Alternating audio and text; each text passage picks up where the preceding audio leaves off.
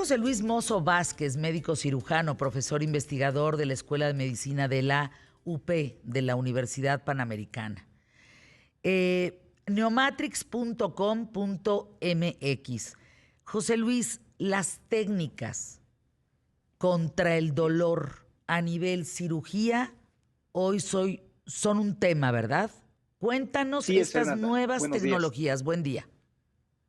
Muchas gracias por la invitación, Fernanda, y un saludo a todo tu público. Tenemos desde el 2004 trabajando intensamente para reducir el dolor, la ansiedad, el miedo en los pacientes durante cirugías ambulatorias.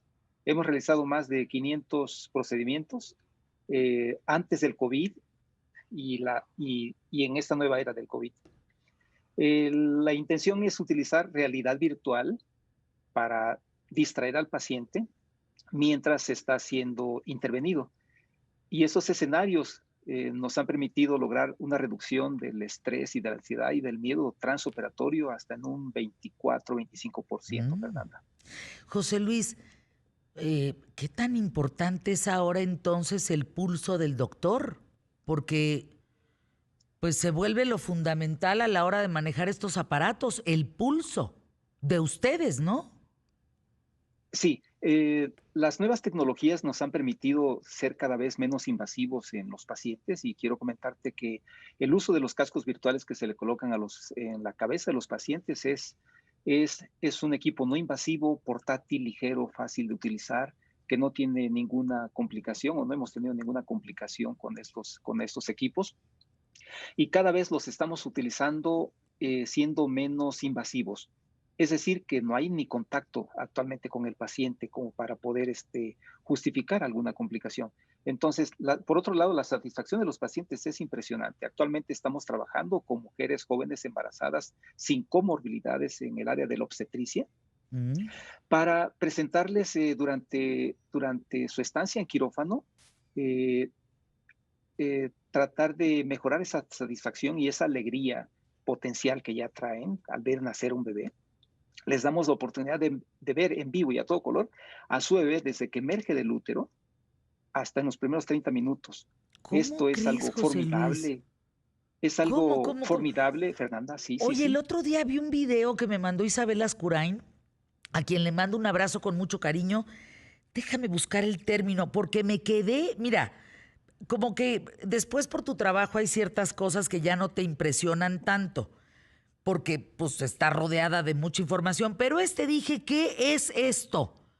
Fíjate, se llama, ay Isabel, ayúdame si me estás escuchando, porque me lo manda ella, es como si sacaran toda la placenta, José Luis, y Sí. empiezan a permitir que el bebé empuje y rompa solo la placenta para que después nada más absorban el líquido amniótico y el bebé salga de la bolsa, digamos con menos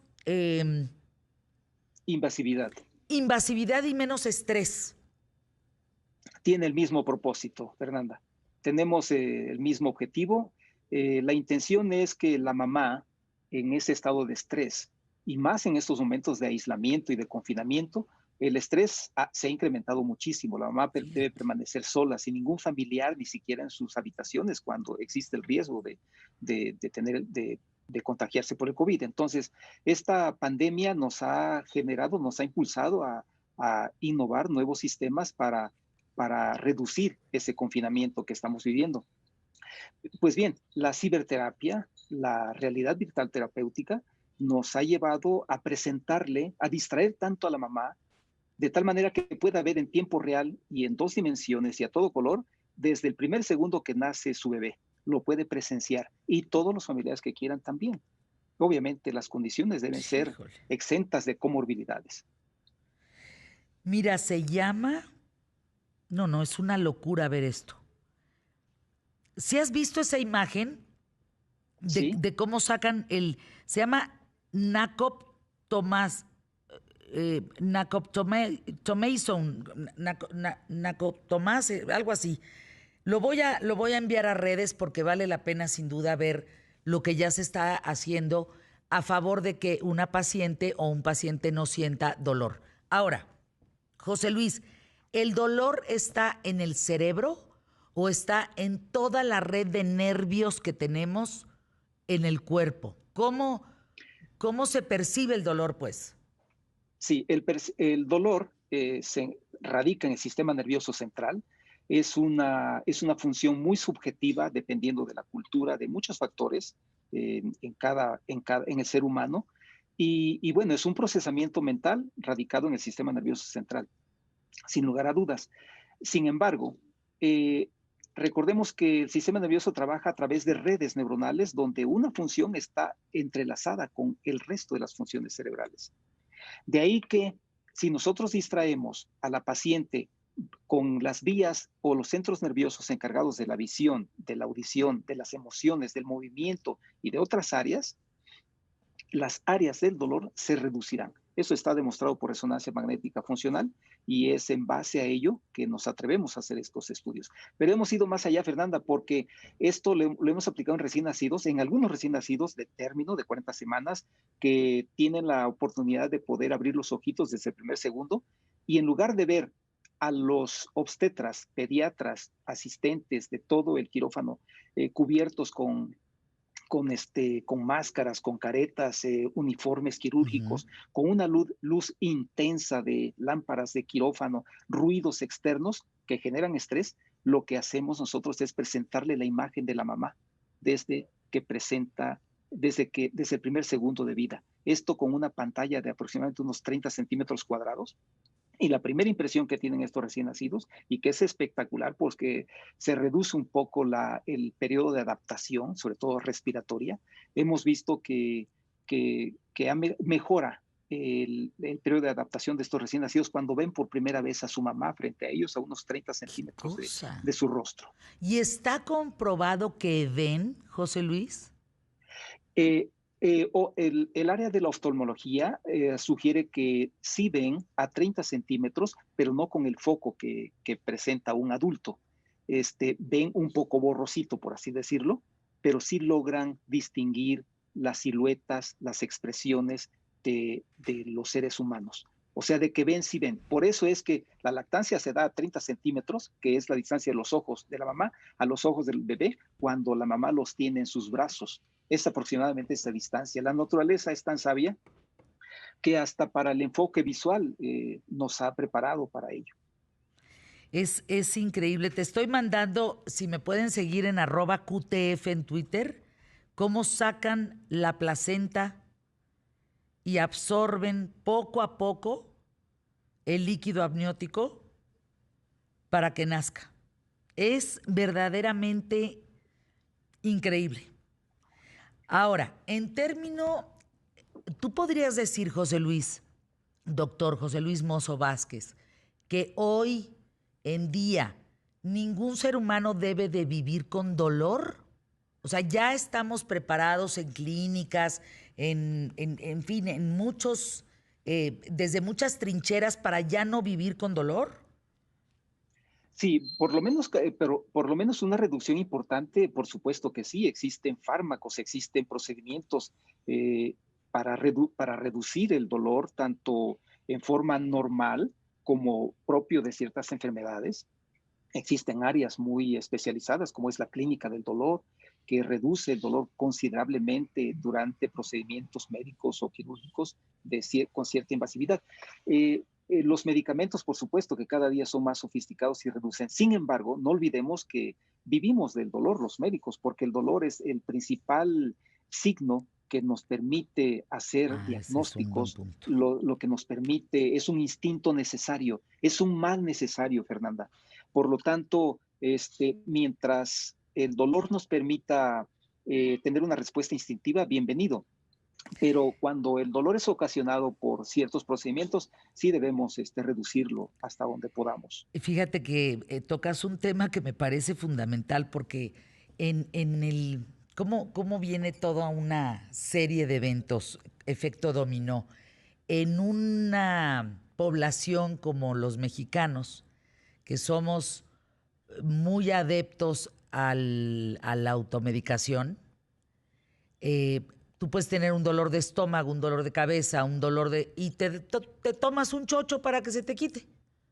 Cuando el Sí, dolor es el síntoma, perdón, el signo más importante para que acudas a un médico y que resuelva qué es lo que por tienes. supuesto. Porque si Sí. tú opacas ese dolor, pues lo único que puedes hacer es agravar la circunstancia que a futuro puedes vivir.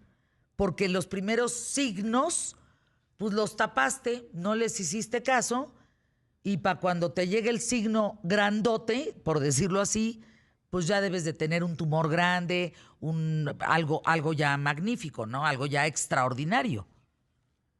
La autoprescripción está contraindicada en medicina porque efectivamente el dolor es el que nos da la pauta. Una vez que tenemos el diagnóstico o la certeza o la posibilidad diagnóstica, entonces es cuando podemos abatir el dolor y esperar a los tiempos quirúrgicos o las posibilidades para hacer una intervención. Pero sí, está totalmente proscrita la autoprescripción de analgésicos.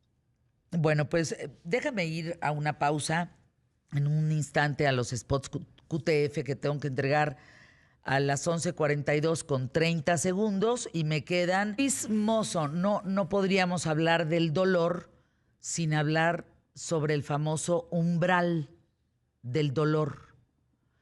¿Esto qué significa? ¿Qué has visto en la experiencia que tú has tenido? ¿Qué has visto sobre este tema? Sé que hay muchos datos en Internet, pero nosotros en eso no alimentamos Internet. Nosotros alimentamos Internet, no nos alimentamos de esos datos de historias ya sucedidas, sino contamos nuevas historias. Entonces, ¿qué has visto tú en el umbral del dolor? ¿Qué significa? Bien, yo como investigador de la Universidad Panamericana, la Universidad Panamericana tiene 24 años de existir y ha sido una de en esos 24 años, 14 ha ocupado el primer lugar en medicina, de ser las mejores escuelas, universidades de medicina en el país. Déjame decirte, Fernanda, que la experiencia que tenemos en ciberterapia sobre el umbral del dolor nos ha permitido investigar la respuesta del dolor en cirugías ambulatorias en grupos indígenas y en grupos de pacientes urbanos.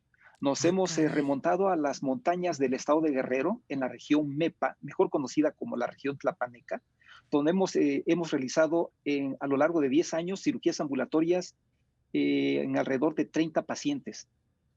Y en zonas urbanas, en la Ciudad de México, sobre todo, en el IMSS y en el ISSSTE, hemos realizado más de 300. Bueno, el umbral del dolor de los grupos indígenas, Fernanda, es, es impresionante la reducción o la respuesta que tienen. Mira, ¿Cómo? utilizamos solo anestesia local, cuando aquí se utilizan fentanil, midazolam y otros sedantes. Allá a veces operamos sin canalizar a los pacientes ¿Cómo? y sin cero tiempo y espacio de hospitalización.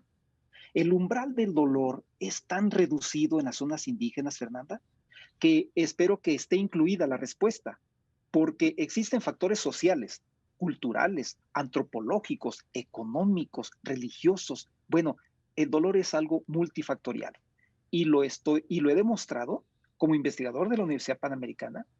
He demostrado que el dolor en un grupo de indígenas es casi, bueno, sí existe, pero es muy bajo. Es muy bajo. ¿Por qué? Creo que la respuesta es obvia, Fernanda.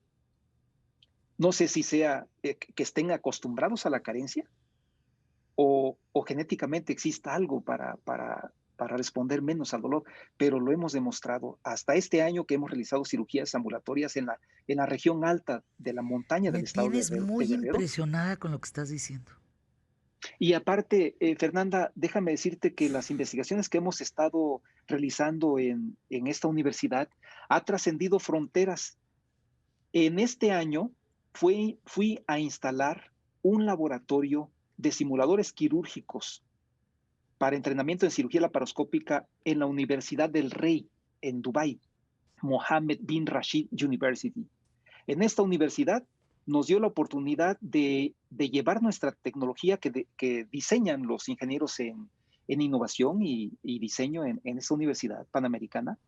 Les montamos todo un laboratorio y dentro de esta participación, Fernanda, nos aceptaron bien, lo vieron con buenos ojos, el uso de la realidad virtual, tanto en pacientes urbanos como en pacientes indígenas, pero tuvo mayor impacto la respuesta de los indígenas para los Emiratos.